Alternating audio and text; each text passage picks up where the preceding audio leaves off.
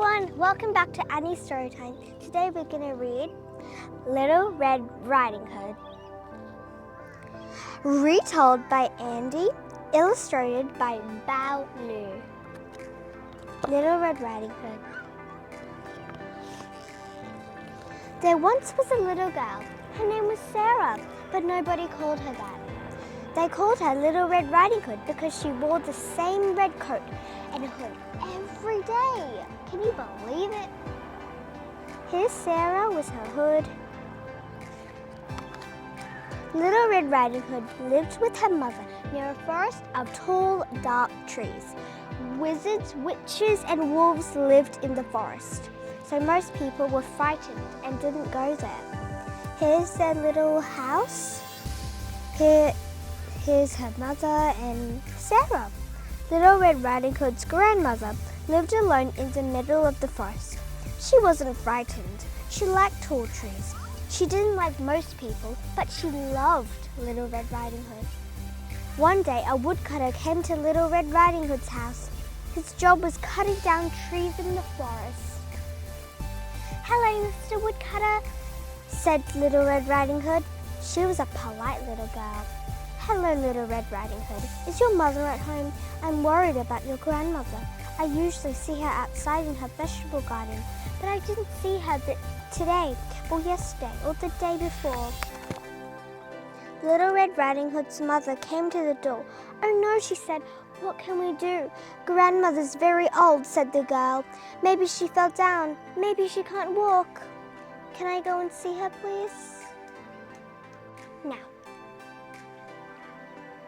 Now, Little Red Riding Hood's mother looked really worried. "I don't think that's a good idea.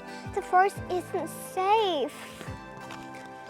The woodcutter walked a little while with her. "Your mother's right," he said. "Stay on the path, remember. There are witches and wizards and wolves. I'm going to be very careful," said the girl. "Goodbye." She walked quickly into the forest. Here's Sarah with her basket of food, walking into the forest. "Everyone worries too much," she thought.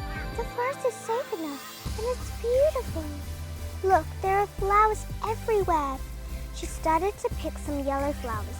"Grandmother really likes these," she said. The forest was dark now, but Little Red Riding Hood didn't see that. She was singing and looking for flowers. She wandered away from the path. She wasn't looking behind her. "Hello, little girl," said a voice. "Oh!"